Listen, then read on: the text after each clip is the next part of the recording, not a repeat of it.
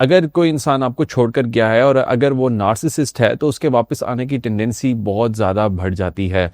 आपको लगता ही है कि शायद जो इंसान छोड़कर चला गया है वो वापस नहीं आने वाला, जबकि हमारे पास जो केसेस आते हैं हम उनकी रोशनी में और साइकोलॉजी के मुताबिक आपको बताते हैं कि उनके वापस आने के चांसेस बहुत ज़्यादा होते हैं। और आपको अगर लगता है ना कि आपका केस यूनिक है, तो ऐसा नहीं है। हमारे पास आने वाले हर इंसान को लगता है कि उसका केस यूनिक है और जिस इंसान के साथ वो डील कर रहे हैं वो बहुत डिफिकल्ट इंसान है, जबकि ऐसा नहीं होता, क्योंकि वो अपना एक ख़ास इंप्रेशन आपके सामने बनाते हैं कि वो डिफिकल्ट इंसान है और इसी वजह से आप सबसे ज़्यादा पैनिक करते हैं। जबकि जो इंसान ये अपना इंप्रेशन बनाता है दूसरे के सामने कि वो बहुत डिफिकल्ट है, असल में वो उतना ही ज़्यादा इनसिक्योर होता है। और जब आप ये बात समझ लेते हैं तो आपको समझ में आ जाता है कि वो कितना वीक है और फिर आप की मर्जी के मुताबिक चीज़ें आगे मूव फॉरवर्ड करती हैं, फिर दूसरा इंसान आपको कंट्रोल नहीं करता। ये वीडियो थोड़ी सी लंबी हो सकती है, इसमें आपको डिटेल से बताऊंगा, सोल्यूशन भी दूंगा कि किस तरह से आपने एक नार्सिसिस्ट के साथ डील करना है। सो अगर आपने वीडियो को स्किप करना है तो आप स्किप कर दीजिए। ये वीडियो उन लोगों के लिए है जो कि अपने मसले को लेकर के सीरियस हैं, जो कि सीखना चाहते हैं कि दरअसल वजह क्या होती है और सोल्यूशन के साथ, क्योंकि आपने बहुत सी वीडियोस देखी होंगी और ऐसे लोगों की भी देखी होंगी जो कि साइकोलॉजिस्ट नहीं है, मगर वो फिर भी इन डायनामिक्स के ऊपर बात कर रहे होते हैं और वो अपनी राय देते हैं, जिसके बाद बहुत से लोग हमसे रब्ता करते हैं और वो कहते हैं कि आप बताइए कि आप इस बारे में क्या कहते हैं। और फिर जब वो हमें फीडबैक देते हैं तो हमें काफ़ी खुशी होती है, क्योंकि हम कॉन्फिडेंटली ये बात कर रहे होते हैं कि जो इंसान आपको छोड़कर गया है उसके वापस आने की टेंडेंसी बहुत ज़्यादा होती है, मगर ये चीज़ कुछ चीज़ों पे डिपेंड करती है। अगर आप मुसलसल गलतियां कर रहे हैं तो आप खुद से उन चांसेस को कम कर देते हैं, और अगर आप सीख जाते हैं कि आपने कैसे इस इंसान के साथ डील करना है तो फिर आपको समझ में आ जाती है कि दरअसल साइकोलॉजी किस तरह काम करती है और किस तरह से आपने रिलेशनशिप्स को अपने हक में इस्तेमाल होने देना है, अपने खिलाफ इस्तेमाल नहीं होने देना। सो साइकोलॉजी के मुताबिक और मेरे मुताबिक और जो केसेस हमारे पास आते हैं उनके मुताबिक ज़रा समझिए कि हूवरिंग क्या होती है। सबसे पहले तो हूवरिंग के कॉन्सेप्ट को डिटेल से समझ लेते हैं कि हूवर का वर्ड निकला कहाँ से है। सो हूवर एक अंग्रेजी वैक्यूम क्लीनर से निकला है और इसका मतलब होता है किसी दूसरे को अपनी तरफ खींचना, अट्रैक्ट करना। सो खास तौर पे जब नार्सिसिस्ट ये देखता है कि उसका कंट्रोल आपसे लूज हो रहा है और उसने सारी जिंदगी ये समझा होता है कि आप उसको छोड़ नहीं सकते, क्योंकि उसको एक स्पेसिफिक स्क्रिप्ट की आदत हो जाती है। उसको ये पता होता है कि क्योंकि माजी में आपने अपने कमज़ोर बिहेवियर की वजह से उसको ये यकीन दिला दिया होता है कि आप उसको छोड़ नहीं सकते। वो आपकी इस चीज़ को भांप चुका होता है, वो आपके बिहेवियर को बहुत ज़बरदस्त किस्म का एनालिसिस उसका कर चुका होता है।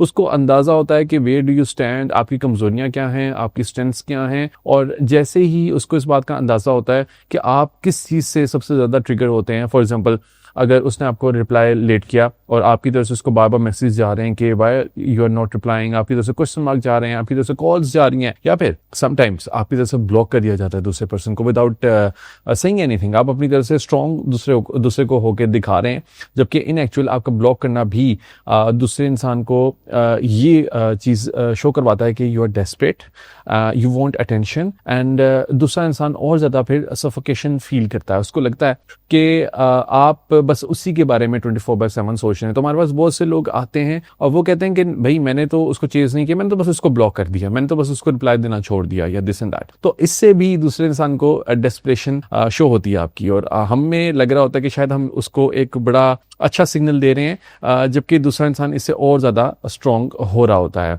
और समटाइम्स हम दूसरे को खुद से मैसेज भी कर देते हैं।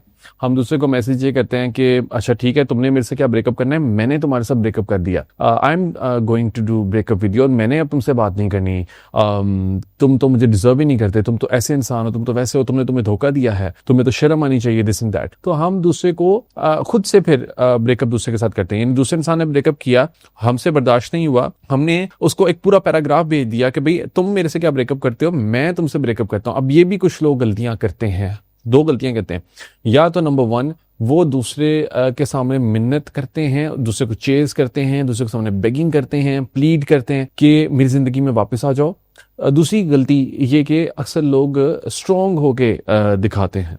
वो आपको ये शो करवाते हैं कि जैसे कि वो खुद से ब्रेकअप कर रहे हैं, यानी दूसरे इंसान ने धमकी दी कि मैंने तुमसे बात नहीं करनी, मैं तुम्हें छोड़ रहा हूँ, तो फिर हमारी तरफ से गलती होगी कि हम कहेंगे तुम क्या मुझे छोड़ते हो, मैं तुम्हें छोड़ रहा हूँ, I am doing breakup with you. तो यहाँ से फिर गलतियां होता स्टार्ट हो जाती हैं। अच्छा, जब हम फिर ब्रेकअप की बात करते हैं तो दूसरा इंसान डेफिनेटली उस पर रिएक्ट करता है। दूसरा इंसान कहता है ठीक है भाई, मैं तो तुमसे पहले ब्रेकअप कर रहा था, तो अगर तुम मेरे सामने इतना ओवर होकर दिखा रहे हो तो इस पर अमल करो। मगर क्योंकि हमारा एंग्शियस अटैचमेंट स्टाइल होता है तो इसलिए हम अपनी बात पर फिर कायम नहीं रहते और फिर हम दोबारा से उसको चेस करने की कोशिश करते हैं। और जब हम इस बात के कहने के बाद भी उसको चेस करने की कोशिश करते हैं तब हम और ज्यादा वीक होते हैं, इससे हमारी बात का असर भी चला जाता है। और जब हम चेजिंग करते रहते हैं तो इससे तो वैसे ही हमारा असर चला जाता है हमारी पर्सनैलिटी का, और दूसरे इंसान को पता चल जाता है कि हम इस इंसान को कंट्रोल कर सकते हैं, तो वो आपको प्रेडिक्ट कर सकता है। इवन मैं भी प्रेडिक्ट कर सकता हूँ आपको, क्योंकि अगर आप का बिहेवियर ये है तो मुझे पता है कि आपका नेक्स्ट मूव क्या होगा, उससे अगला मूव क्या होगा। तो बिल्कुल इसी तरह मैं उस इंसान की बिहेवियर को भी प्रेडिक्ट कर सकता हूँ, क्योंकि मुझे उसके अटैचमेंट स्टाइल का पता है कि उसका अटैचमेंट स्टाइल किस तरह का है। सो जो इंसान आपके साथ रिलेशनशिप में था या जिसने आपके साथ एक टाइम गुजारा है, कहीं ना कहीं वो आपको प्रेडिक्ट कर सकता है। आपकी आदतों का उसको पता होता है, आपकी पसंद का उसको पता होता है, आपकी कमजोरियों का उसको बहुत ज्यादा पता होता है, और इसी वजह से वो ये स्ट्रेटेजी बना पाता है और इसी वजह से वो आपको छोड़ पाता है आसानी से, क्योंकि उसको पता है कि भाई अगर मैं यहाँ पे, और वो बड़ा कैलकुलेटेड वे में आपको छोड़ता है। ऐसा नहीं है कि वो बैठा और उसने सोचा कि मैंने इसको छोड़ देना, नहीं, इट्स नॉट लाइक दैट। वो उसकी प्लानिंग करता है, वो काफी अरसा से उसकी प्लानिंग करता है एंड देन वो डिसाइड करता है कि मैंने इसको छोड़ना है। क्यों? क्योंकि वो ऑलरेडी ये चीज, अगर उसको पता हो ना कि अगर वो आपको छोड़ेगा और आप उससे राब्ता नहीं करेंगे, अगर उसको पता हो कि वो आपको छोड़ेगा और आप उससे राब्ता नहीं करेंगे, तो वो कभी भी आपको ना छोड़े। ये इतनी इंपॉर्टेंट लाइन है कि मैं इसको दोबारा से रिपीट करना चाहता हूं।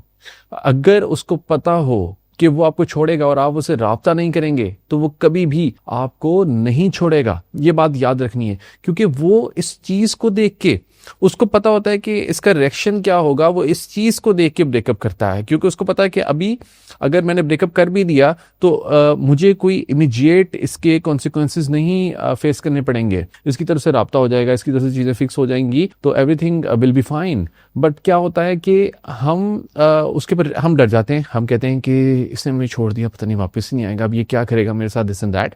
तो हम उसके अकॉर्डिंग एडजस्ट होने की कोशिश करते हैं, हम उसको दोबारा से वापस लेकर आने की बात करते हैं।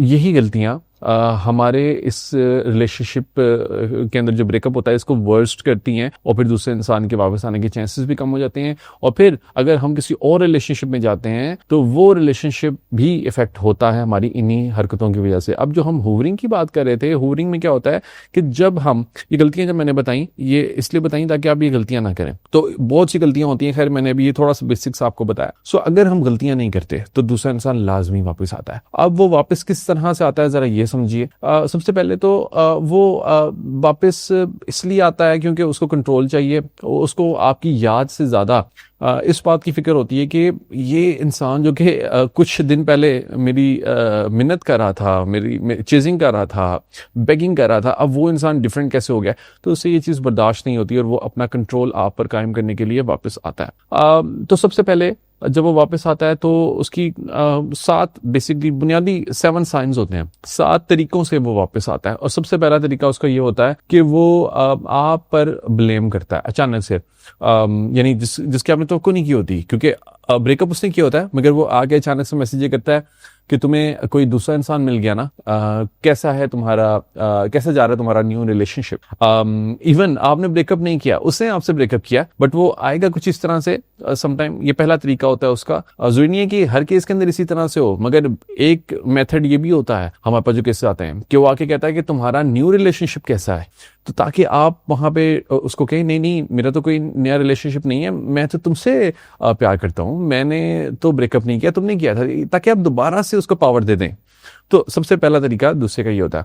अच्छा, दूसरा तरीका ये होता है उसका कि वो आपसे इमरजेंसी क्रिएट करके कोई बात करेगा। वो कहेगा कि मेरी तबीयत ठीक नहीं है, या मैं तो हॉस्पिटल में एडमिट था, या मैं इसलिए तुमसे बात नहीं कर सका क्योंकि मैं तो अपनी ज़िंदगी के वर्स्ट टाइम से गुजर रहा था, दिस एंड दैट। वो कोई इस तरह की इमरजेंसी क्रिएट करेगा कि जिसपे आपको तरस आ जाएगा और आपको लगेगा कि शायद इसकी ज़िंदगी में वाकई को बहुत बड़ा स्ट्रेस चल रहा था जिसकी वजह से इसने मुझे छोड़ा है।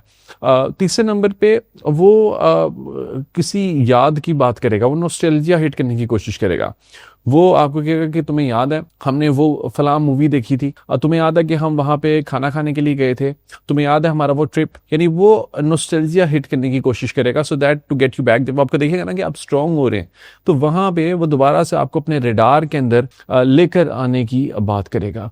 चौथे नंबर पे वो चेंज होने की बात करेगा, यानी वो कहेगा कि I am a very different person now, यानी मुझे पता है कि मेरे से गलती हुई है और मैंने ये चीज़ सीख ली है। वो चेंज होने की बात करेगा, और ये जो चेंज होने की बात करेगा ये तब करेगा जब वो देखेगा कि आपकी तरफ से बड़ा टफ उसको टाइम मिला है, और जब आपने फुल स्ट्रेंथ के साथ अपनी ज़िंदगी को वापस रिक्लेम किया है, तो वहाँ पे वो इतना वीक हो जाता है कि वो चेंज होने की बात आपके सामने करना स्टार्ट कर देता है कि मैं तो अब टोटली चेंज हो गया हूँ।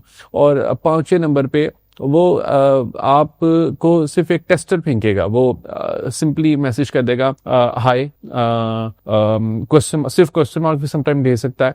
वो कहेगा वेयर आर यू, या कहाँ बिजी हो। अचानक से ऐसा प्रिटेंड करेगा कि जैसे कि कुछ हुआ ही नहीं है, और आप परेशान हो जाएंगे कि ये क्या है। अचानक से इसका मैसेज हाय का आ गया, हाउ आर यू का आ गया, क्वेश्चन मार्क का आ गया, वेयर आर यू का आ गया, क्या कर रही हो या क्या कर रहे हो। अचानक से आपको कॉल कर देगा, यानी अचानक से भी कुछ होगा, तो उसके लिए भी प्रिपेयर रहना है। छठे नंबर पे लाइक करेगा, आपकी प्रोफाइल में से किसी पोस्ट को लाइक कर सकता है। अचानक से आपकी प्रोफाइल पे उसका व्यू आ सकता है, अचानक से कोई कमेंट कर देगा, अचानक से स्टेटस के ऊपर रिप्लाई कर देगा। कुछ ना कुछ ऐसा करेगा कि जिसमें डायरेक्टली आपसे बात नहीं करेगा, मगर इनडायरेक्टली कुछ ना कुछ वो सिग्नल जरूर देगा, और उसमें लाइक करना भी शामिल हो सकता है। सातवें नंबर पे किसी के जरिए पैगाम पहुंचाएगा, यानी अगर आपकी फैमिली में से उसके किसी के साथ उसका ताल्लुक है, तो वो फैमिली के साथ बात करेगा, कोई ना कोई ऐसा जुमला बोल देगा, किसी न किसी तरह से फैमिली के साथ कनेक्शन कायम करने की कोशिश करेगा, सो दैट उसको पता चल जाए कि वेयर डू यू स्टैंड। सो ये तब होता है जब हम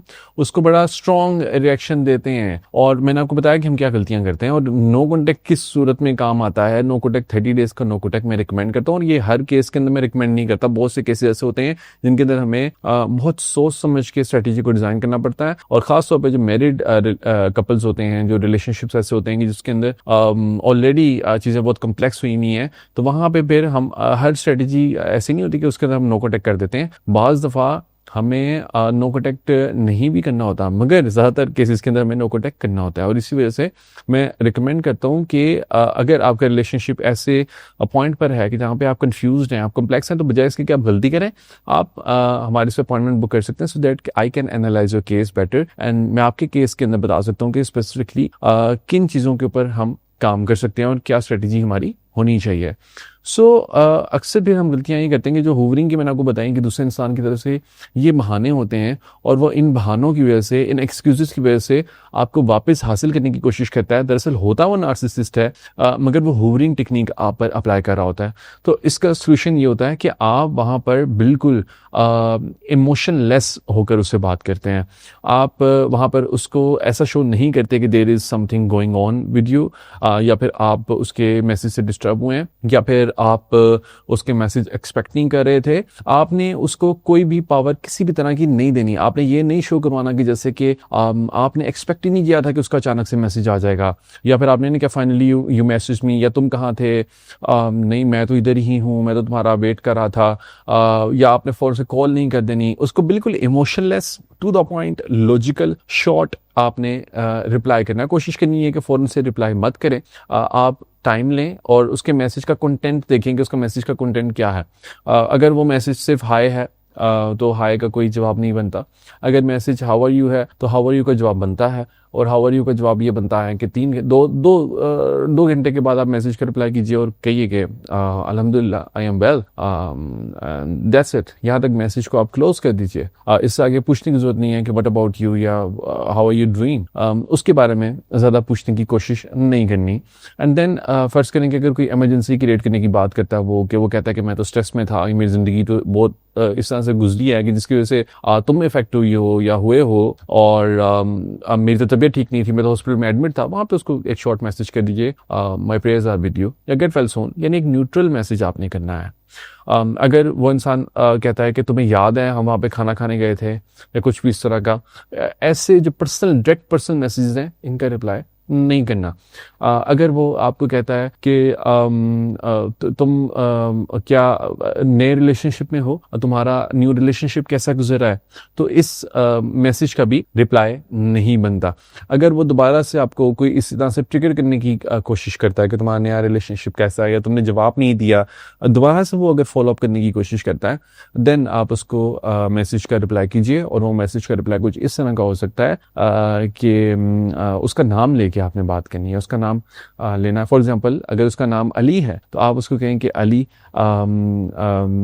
ये आपका जो मैसेज है, this message is not appropriate, and मैं इस तरह के मैसेजेस को इंटरटेन नहीं करूँगी, एंड मैं पास्ट में किसी भी बात के ऊपर यहाँ पे जवाब नहीं देना चाहती हूँ, ना ही मैं बात करना चाहती हूँ।